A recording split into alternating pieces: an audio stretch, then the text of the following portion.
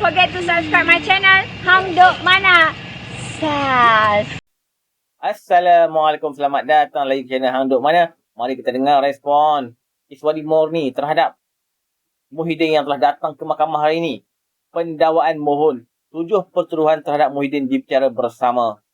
Pihak pendakwaan mohon 4 pertuduhan salah guna kuasa dan 3 pertuduhan pengubahan wang haram terhadap bekas Perdana Menteri Muhyiddin Yassin melibatkan lebih 230 juta dibicarakan bersama. Okey, mari kita dengar respon Iswadi Morni. Di akhir nanti kita komen macam biasa. Tentang soalan hari ini Muhyiddin Yassin sangat menarik apabila seorang makcik ni pergi ke mahkamah. Dia memang purposely nak pergi ke mahkamah untuk tujuan apa tuan-tuan? Dia nak jerit. Welcome, selamat datang kluster mahkamah. Selamat datang kluster mahkamah, dia kata kan. Memang makcik tu sengaja dia nak buat macam tu. Mungkin dendam sangat kot. Sebab selama ni geng-geng bersatu duk kutuk apa orang kata UMNO sebagai geng-geng UMNO ni sebagai kluster mahkamah. Apalagi hari ini datanglah kluster mahkamah kan. Ini mungkin penyokong Najib ke, saya tak tahu, mungkin rakyat biasa ke, saya tak tahu. Tak berani nak tuduh makcik bukan nak kata apa-apa. Mungkin juga makcik ni orang biasa yang apa orang kata yalah, yang begitulah. Pendakwaan mohon 7 pertuduhan terhadap Muhyiddin dibicarakan bersama, maksud dibacakan serentak. Pihak pendakwaan memohon 4 pertuduhan salah guna kuasa dan 3 pertuduhan pengubahan wang haram terhadap bekas Perdana Menteri Muhyiddin Yassin melibatkan lebih 232 juta dibicarakan bersama. Timbalan Pendakwa Raya Wan Syahrudin memberitahu Mahkamah Kuala Lumpur pagi ini bahawa mereka memfailkan permohonan itu semalam, dan Peguam Muhyiddin Hisham Teh Pok Tek memberitahu Hakim Azura Alwi bahawa pihak pembelaan memerlukan masa untuk menjawab permohonan perbicaraan.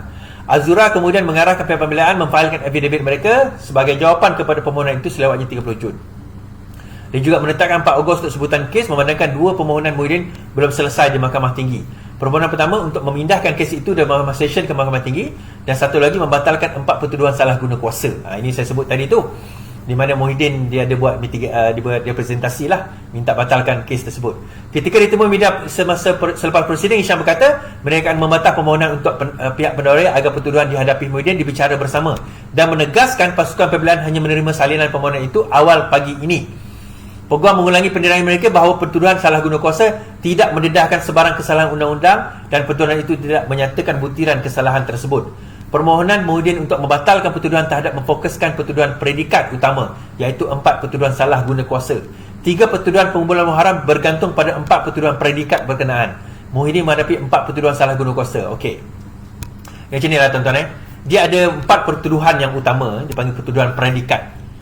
So kalau dia bersalah terhadap 3-4 pertuduhan itu, bermakna dia akan juga bersalah terhadap 3 tuduhan pengubalan wang haram.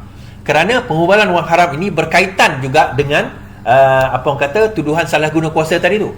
Pengubalan wang haram di bagaimana saudara? Apabila satu wang haram dimasukkan ke dalam satu akaun, maka itu dikira mengubah wang haram. So wang haram itu kena dibuktikan dulu haram, iaitu dia adalah satu wang yang diterima dalam orang kata bentuk illegal lah, sama ada rasuah, suapan ataupun apa-apa yang berkaitan dengan perkara yang melibatkan illegal. Maka kalau boleh dibuktikan perkara itu sebagai illegal ataupun benda itu sebagai sebagai illegal lah, maka dengan itu dia juga didapati bersalah mengubah wang haram. Jadi daripada situ pihak pendakwa raya, pihak peguam bela telah meminta 3 benda. Kes tak jalan lagi. Kes tak jalan lagi ni. Perbicaraan tak jalan lagi. Ini masih lagi dalam dia nak minta satu pindah daripada Mahkamah Session ke Mahkamah Tinggi. Itu satu. Lepas itu dia nak pula supaya pertuduhan itu dibatalkan. Itu satu. Sekarang ini mereka pula nak minta supaya pertuduhan ini dibaca pula bersama. Itu satu. Jadi benda ni akan ambil masa tuan-tuan. Dan perkara ni akan ambil masa, dan dia akan melibatkan mungkin makan tahun lah benda ini untuk nak selesaikan. Ini baru belum bicara lagi, bicara pun belum. Datuk Roy, Fikri Yassin Muhyiddin, dan juga berkaitan dengan isu Jana Wibawa. Baik, saya bawa. Siapakah Datuk Roy yang sebenarnya, dan apa kaitan dengan Fikri Yassin Muhyiddin Yassin? Kita baca. Siapa watak di sebalik kes rasuah Datuk Roy? Beberapa siri pertuduhan rasuah yang dikaitkan secara langsung atau tidak langsung dengan program Jana Wibawa terus menjadi tajuk utama. Antara mereka yang menghadapi pertuduhan rasuah ialah Muhyiddin Yassin serta Wan Saiful Wan Jan. Semalam seorang pegawai SPRM dan seorang lelaki dikenali sebagai Datuk Roy dituduh di mahkamah kerana didakwa menerima rasuah bagi pihak berkuasa ke atas anak Muhyiddin, Fakhri Yassin. Fakhri bukan satu-satunya orang yang mempunyai hubungan kekeluargaan dengan Muhyiddin yang dikaitkan dengan kes itu. Berikut adalah watak-watak. Ini kita tengok watak-watak yang terbabit dengan kes program inisiatif kerajaan bagi membantu kontraktor Bumiputra. Pertama, Fakhri Yassin Mahyadin. Siapa dia ni? Lelaki berusia 48 tahun ini. Oh, tua setahun dia saya je ni. 2 tahun. Merupakan anak sulung Mahyadin yang disebut dalam kes pertuduhan Datuk Roy, atau nama sebenarnya ialah Muhammad Hussein Muhammad Nasir. Mengikut kertas pertuduhan, rasuah dibayar untuk menyelamatkan Fakhri daripada tahan reman. Maksudnya, ada orang membayar Datuk Roy ni supaya Datuk Roy pergi rasuah pegawai SPRM supaya tidak tahan reman Fakhri. Soalannya, kenapa? Dia tak akan bayar rasuah, melainkan Fakhri ini terlibat dengan perbuatan rasuah. Ia dibayar pada 6 Mac, iaitu beberapa minggu selepas kes pertama Jana dibawa ke mahkamah. Fakhri dipanggil untuk disoal siasat, namun puncanya belum didedahkan. Dia juga tidak ditangkap atau didakwa atas tuduhan rasuah. At least belum lagi. Now, satu lagi nama yang menarik ni adalah keluar Siti Dalina dan Syed Faris Al-Atas. Siti Dalina, 47 tahun, mempunyai pertalian keluarga dengan Muhyiddin melalui perkahwinan. Abangnya, siapa abang dia? Adlan Berhan. Adlan ni yang kena tahan hari tu berkahwin dengan anak Muhyiddin, Nabilah. Adlan atau Nabilah tidak dinamakan dalam kes benar. Bukan abang, abang dia tak kena tahan. Tetapi Dalina berkahwin dengan Syed Ibrat Farid dan nama pasangan terbabit disebut dalam kes kertas pertuduhan terhadap Datuk Roy semalam. Saya silap, Adlan tak kena tahan. Yang kena sebut adalah Dalina dan juga Syed Farid. Dan nama disebut dalam pertuduhan. So, Syed Farid ni siapa? Okey, kita akan tengok sekejap lagi. Dan mereka ni lah yang didakwa memberi rasuah. Diorang ni nak bagi rasuah kepada Datuk Roy supaya Datuk Roy bagi rasuah dekat pegawai SPRM untuk selamatkan Fakhri ni daripada kena siasat dan kena dakwa oleh SPRM. Dalam satu pertuduhan, Datuk Roy didakwa meminta 400,000 daripada Dalina dan menerima 240,000 daripada Syed Farid untuk dorongan tidak menahan Fakhri. Kalau Fakhri tak salah, kenapa dia nak pergi rasuah? Dalam pertuduhan lain, Datuk Roy didakwa meminta 2 juta daripada Dalina Syed Farid bagi mengurangkan pertuduhan terhadap Ketua Penerangan Bersatu Sagawut Adam Radlan Adam Muhammad. Siapa Adam Radlan, tuan-tuan? Kalau kita tengok dari Adam adalah sepupu menantu. Baik, kita tengok carta ini. Carta ini Muhyiddin, supaya nampak lebih jelas tentang carta ini. Now, Muhyiddin Yassin family, dia ada Fakhri, anak-anak dia lain. Kemudian dia ada Nabilah. Okey, dia tak kena charge. Nabilah ni tak kena charge. Nabilah ni tak kena charge. Alright. Baik. Kemudian Nabilah ni kahwin dengan Adlan. Okey, dikahwin dengan Adlan. Nabilah ni anak kepada Muhyiddin Yassin, kahwin dengan Adlan. Adlan ni adalah adik-beradik dengan Siti Dalina Berhan.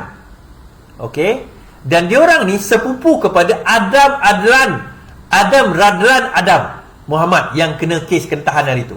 Okey, ini kaitan dia. Okey, so sekarang ini timbul persoalan, kenapa Siti Dalina, kemudian Syed Farid, Syed Ahmad Al-Atas ni tiba-tiba nak bagi rasuah kepada Datuk Roy supaya Fakhri Yassin Mahyadin Yassin ini tidak ditahan oleh SPRM.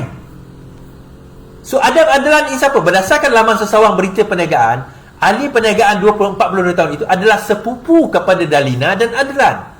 Pada Februari lalu, Adam Adlan didakwa atas 5 pertuduhan rasuah membabit 6 juta dalam kes Jana Wibawa. Dia didakwa menerima 4.1 juta daripada 2 firma. Datuk Roy pula didakwa 2 pertuduhan mencari dan menerima rasuah. Dia orang tengah lah, tuan-tuan. Dia jadi orang tengah. Kan? Dia jadi orang tengah. Dia jadi broker lah sebenarnya. Datuk Roy ni jadi broker. So dia minta duit tersebut daripada dua orang ini. Now kita timbul satu persoalan.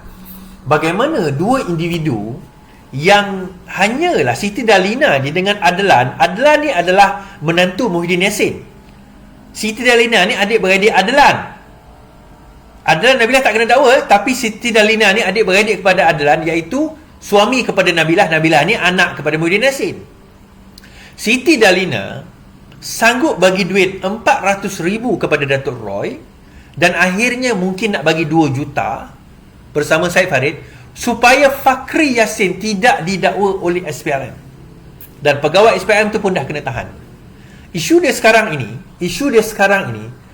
siapa Siti Dalina dengan Syed Farid dan juga berkaitan dengan dengan Fakhri Yassin? Dan kenapa Fakhri Yassin tidak didakwa? Fakhri Yassin ni sekali lagi adalah anak kepada Muhyiddin Yassin. Tuan-tuan. So adakah dia tidak akan didakwa langsung? Kita tak tahu. Dan ini yang saya dedahkan pada yang lepas, yang dulu ada saya sebut tentang Datuk Roy, kan satu topik saya tentang Datuk Roy. Saya kata ada satu watak lagi besar daripada Muhyiddin Yassin, saya kata. So hari ini saya dedahkan, semalam saya dedahkan dah, iaitu Fakhri Yassin, anak kepada Muhyiddin Yassin. Cuma kenapa dia tak didakwa? Itu satu persoalan. Saya tak boleh nak jawab. Yang tu SPRM boleh jawablah. Sebab tuan-tuan, takkanlah orang sanggup nak bayar jutaan ringgit supaya dia tak kena dakwa dan akhirnya dia tak kena dakwa. So takkan kita nak kata SPRM pun terima rasuah? Tak juga, sebab orang yang terima rasuah tu dah kena tangkap, orang SPRM tu. So bagaimana ni ulama? Orang PAS macam mana?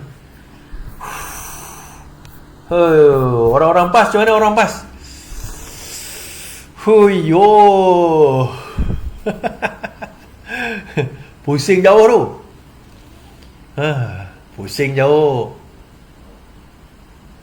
Kita tak tahu ni tuan-tuan. Ni negara ni, saya cerita ni. Peja duk cerita, janganlah fokus sangat rasuah. Janganlah fokus. Soalan saya Peja, kenapa takut?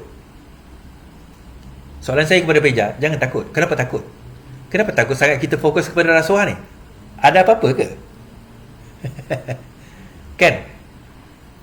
Bukan Peja lah cakap. Kenapa takut? Kalau tak ada buat salah, apa nak takut? Okay, tuan-tuan, komen saya lah sebelum ni Muhyiddin kan. Dia kata kat orang kluster mahkamah. Hari ni, beliau sebagai ketua PN ni sudah jadi kluster mahkamah. Tadi, yang duk viral video makcik tu kata dekat Muhyiddin, kluster mahkamah. Selamat datang kluster mahkamah. Mungkin makcik tu geram kat Muhyiddin kot. So, sekarang ni, PAN nanti, Geng PN dah tadi cakap dah, mereka ni PM best dan bersih. Sekarang dia bukan DM best. Dia PM best dan kluster mahkamah juga. Dia kata dekat orang lain, dia pun sama juga kluster mahkamah. Ada didakwa hampir yang hari ni 232 juta dibicarakan. So, kita berharap punya PN buka lah mata. Dia orang ni sebenarnya bukan best, PM best dan bersih. PM best pun, kan? Kluster mahkamah juga. Okay, mari kita terus support kerjaan dan PMA. Assalamualaikum.